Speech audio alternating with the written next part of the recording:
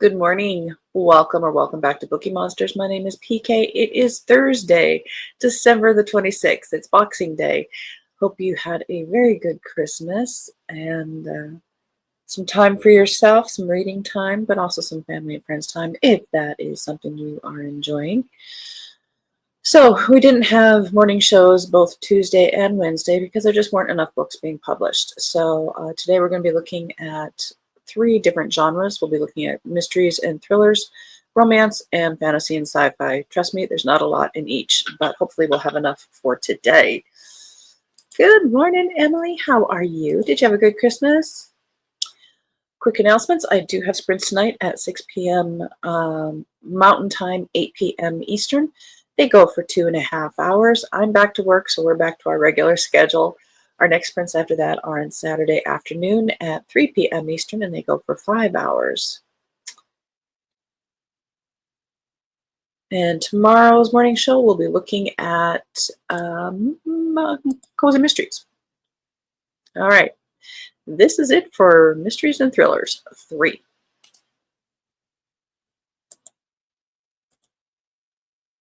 First up, Watch Your Back by Terry Parlato. Accidents happen no matter how careful or well-intentioned you are.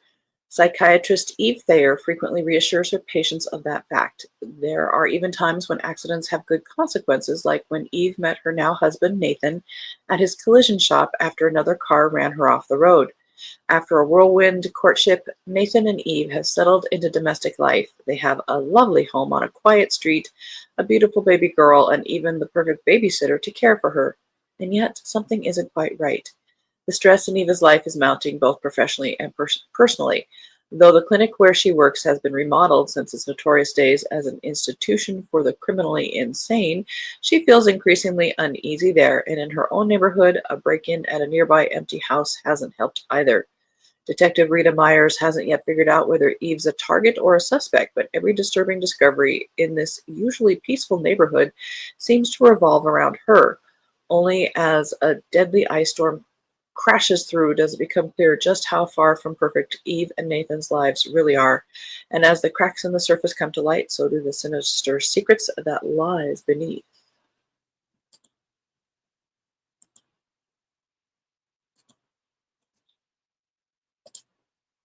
The Resurrectionist by A. Ray Dunlap. You did? Oh, good, good, good.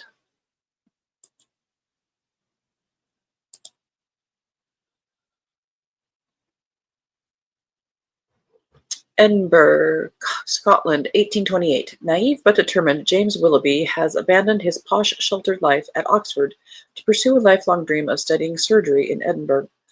A shining beacon of medical discovery in the age of new enlightenment, the city's university offers everything James desires, except the chance to work on a human cadaver. For that, he needs to join one of the private schools in Surgeon Square at a cost he cannot afford.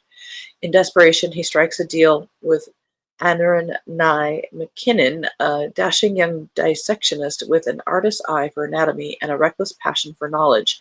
Nye promises to help him gain the surgical experience he craves, but it doesn't take long for James to realize he's made a devil's bargain. Nye is a body snatcher. We're shocked. And James has unwittingly become his accomplice. Intoxicated by Nye and his noble mission, James rapidly descends into the underground ranks of the resurrectionists, the body snatchers, infamous for stealing fresh corpses from churchyards to be used as anatomical specimens. Before he knows it, James is caught up in a real life or death scheme as rival gangs of snatchers compete in a morbid race for power and prestige. James and Nye soon find themselves in the crosshairs of a shady pair of unscrupulous opportunists known as Burke and Hare, who are dead set on cornering the market no matter the cost. These unsavory characters will do anything to beat the competition for bodies, even if it's cold-blooded murder, which is very cost-productive for them because then they can use your body, sell your body. Yeah, that was a very dark time in their history. After the Ocean by Lauren E. Rico. 30 years ago, musicians Emilia Oliveras and Paul Winstead were married in Puerto Rico. 48 hours later, Paul vanished from their honeymoon cruise, leaving Emilia devastated and the prime suspect in his disappearance. So she ran for her life, leaving behind her love, her dreams, and her identity. Today, Emily Oliver is a divorced music teacher and mother of two daughters who know nothing about her past.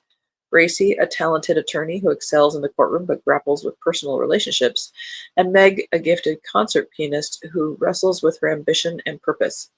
When a cryptic caller claims the unthinkable, that Paul is alive, Emily returns to Puerto Rico in search of the truth. What she doesn't know is that her daughters aren't far behind. Shocked to find their mother isn't the woman they thought she was, Gracie and Meg wonder how much of their lives has been a lie. It's not about you, girls. As the paths of the three women intertwine, they are compelled to confront their paths, reevaluate their relationships, and seek forgiveness. Together, they embark on a quest to unravel the mystery of Paul's disappearance and redefine their futures on their own terms, navigating a maze of family ties, secrets, and redemption. You can tell it's written by a young author because she made it about the daughters who had nothing to do with it. Editorial comment. All right, so that was Tuesdays. Here's Wednesdays. And look, we have 4. One more.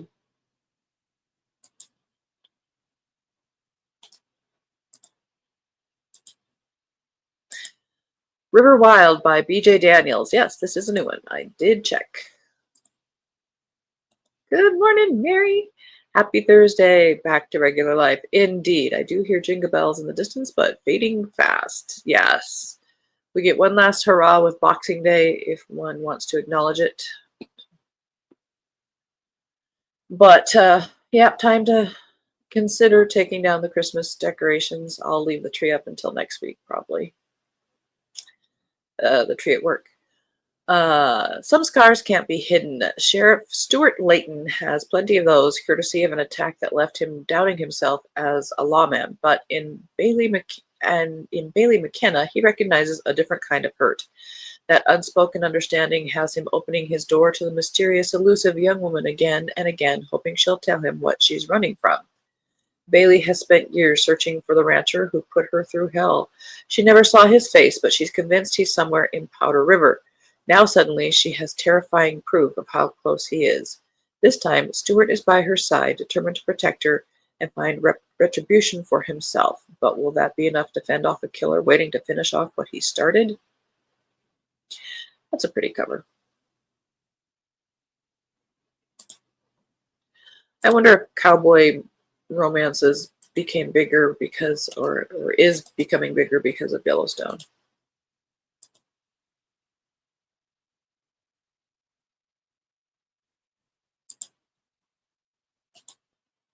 I have some gift cards and I need ideas. Ooh. Fun. No, I leave the decorations up through January. I need the pretty to help spell the gloom of winter. That is a good plan. Very overcast here in Virginia, but warmer, 30 degrees and up into the mid 40s. That's kind of what we're doing today, too, here in Montana.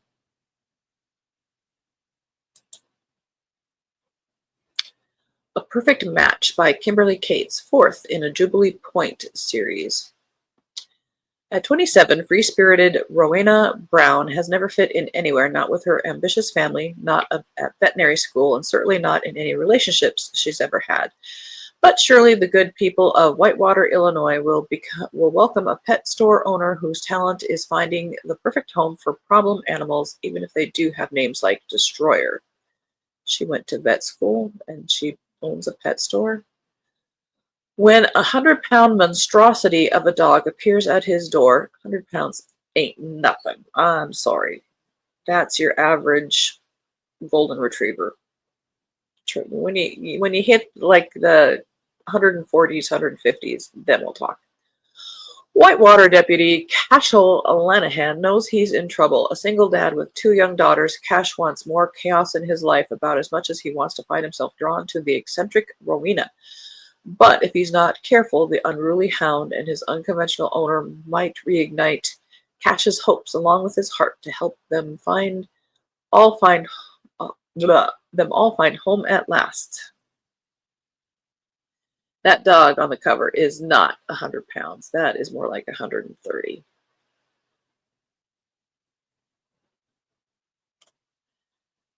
Probably written by somebody who has a 5-pound toy dog, mini something or other. She said snobbishly about her big dog.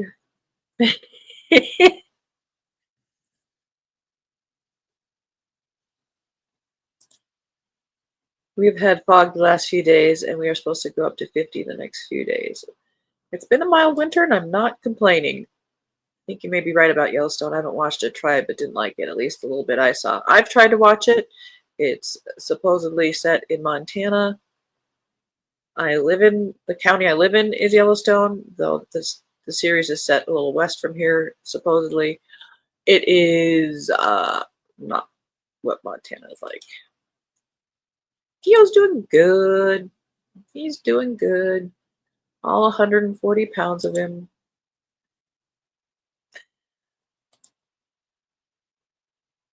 Love and Translation by Joss Wood. A stressed-out translator on the brink of a meltdown and a thrill-seeker with a serious case of wanderlust find love outside their comfort zones. Up until a few months ago, Rio Whitlock had it all: stability, self-confidence, and a safe job as an interpreter for the United Nations. It was the predictable sort of existence she, as a dedicated homebody, had always dreamed of. The security she needed thanks to her nomadic #van life upbringing. But ever since an unfortunate hot mic moment threw her career into a tailspin, she's been struggling, really struggling with fear, anxiety, and uncertainty. A calculated escape is in order, and Rio knows just the place, her grandmother's secluded hideaway in the breathtaking town of Gilmartin.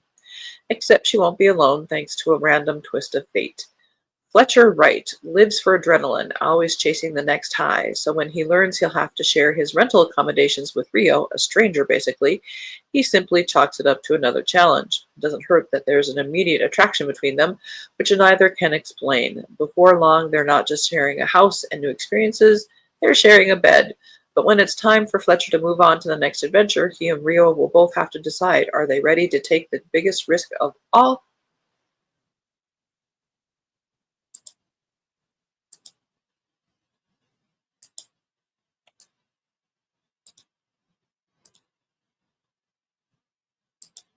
Stuck in the Country with You by Zuri Day.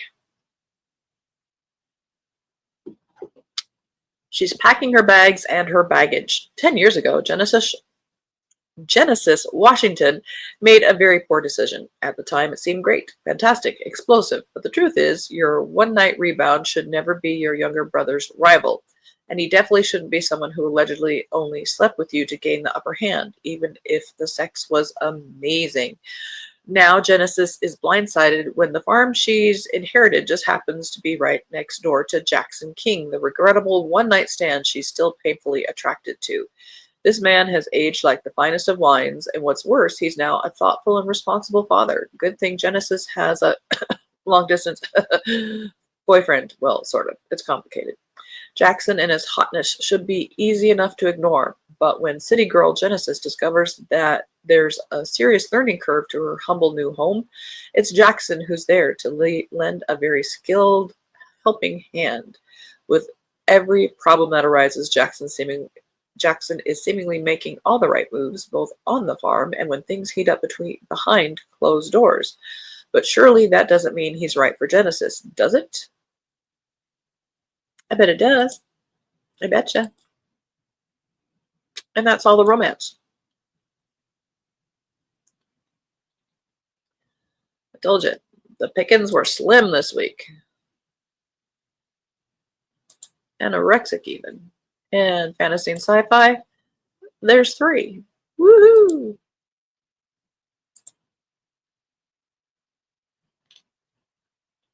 Mary, did you have a good Christmas?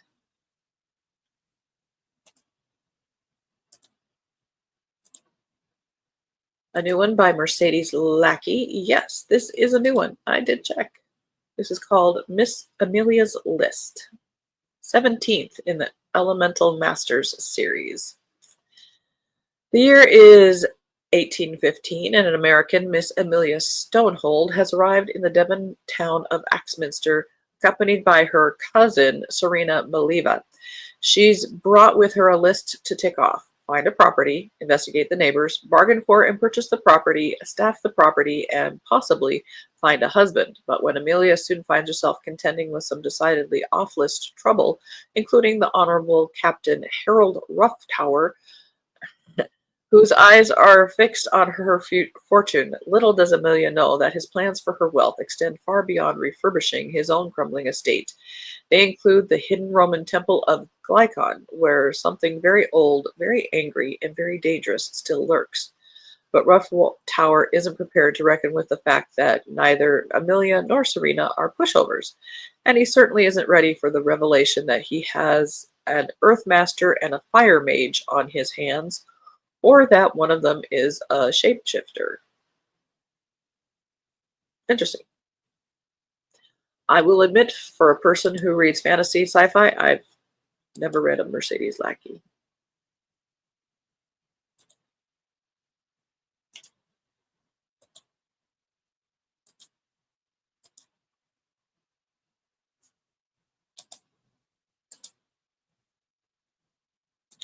Super slim for sure. Yeah, that's why we didn't have any for Tuesday and Wednesday. 3 for Tuesday, 4 for Wednesday, and 3 for today. Woo! What a lovely Christmas with friends that are really family in another world. Lots of good food, conversations, laughter. Yes, presents too. Awesome. Our turkey was good. Just had the traditional Thanksgiving-ish kind of stuff with potatoes and stuffing and gravy and stuff. The real winner was Christmas Eve. I made cheesy sausage balls, which are very delicious. And I made like a quadruple batch, so we have leftovers for quite a while. So I don't have to cook for a few days.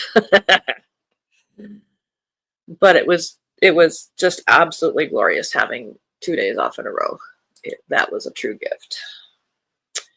A Sky of Emerald Stars by A.K. Mulford, second in the Golden Court series, or duology, perhaps. Secret Song, A Hidden Fortress, a world on the brink of war. After the long despotic reign under the evil sorceress Samhain, life in the Golden Court is finally rebuilding. New leadership means new beginnings, and Sadie Ruxtide, now a royal guard, has been grappling with how she'll fit into her new home. But when a rival wolf king, Nero, kidnaps the queen's friend and mentor Aura, any hopes for peace are lost. The Golden Court springs into action, and Sadie is tasked with an important mission: travel with Navin and Maze to try to win new allies and uncover Nero's hidden secrets. Yet Navin has secrets of his own, and Sadie is tasked with uncovering them while battling her growing attraction to the man who betrayed her. She has a mission, but the heart wants what it wants, and fate has its own magic, and it's one more thing out of her control. Meanwhile, Queen Kala is forced to seek help from the Ice Wolf pack in order to stop Nero's prejudicial rule. However, the Queen of Tygos makes Kala's objectives impossible with their capricious relationship standing in the way, completely unwilling to commit in helping Kala rescue Aura, and repeatedly dismissing Kala's new gender identity. With no true allyship from Tygos court, Kala battles between diplomacy and being their true self, as they realize coming out is only the beginning of their journey of self-discovery. Tensions rise on both fronts as Sadie and Kala struggle to gain support for the brewing war and realize that the world of Iotrius is more than it seems. Blah, blah, blah.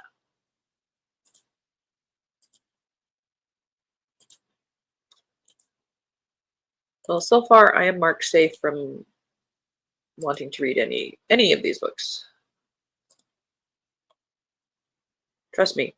And we're getting close to 2025, which is my read what you own era. Heavenly Tyrant, second in the Iron Widow series, duology, whatever this is going to be.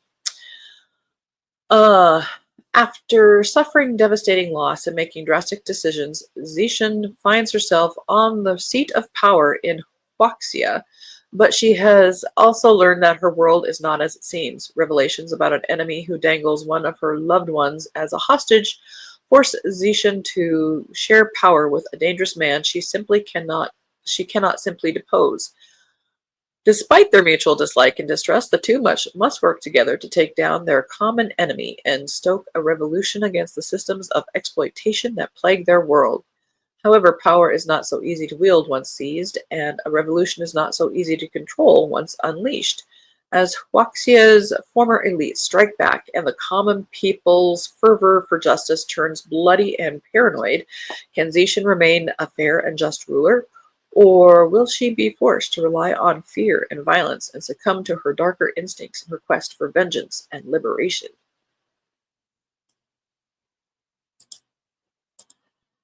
And that's all there is. And happily so.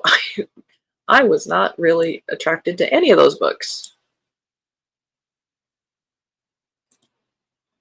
Yes, the time off means more than food, but food is nipping it heels pretty hard. Absolutely, yes. I will. I did have my fair share of Chex Mix. Going to strike a blow on the mess that, oh, lots of work ahead of me, but must be done. Me too. That's also 2025. I've got to get rid of stuff. Stuff. I'm verging on hoarders, so I need to. It's just when there is time, I'm just tired from work or, blah. So, but yes, that is also a 2025 thing. Well, tomorrow we'll be looking at the rest of the Cozy Mysteries. Cozy Mysteries never let us down. There's always a lot of those. I do have sprints tonight at 8 p.m. Eastern. They go for 2.5 hours. We're back on regularly scheduled programming. Hope you guys have a good Thursday. It's going to be hard to remember that it's Thursday. It's a good problem to have, but it's going to be a problem. All right. Have a very good day. Please take care of yourselves. You guys are in my heart. Read good books. It's okay to set them aside. Put them on pause if it's not working for you. But otherwise, as the banner says here, don't be a bookworm, be a bookie monster. Om nom nom. Have a good day and God bless.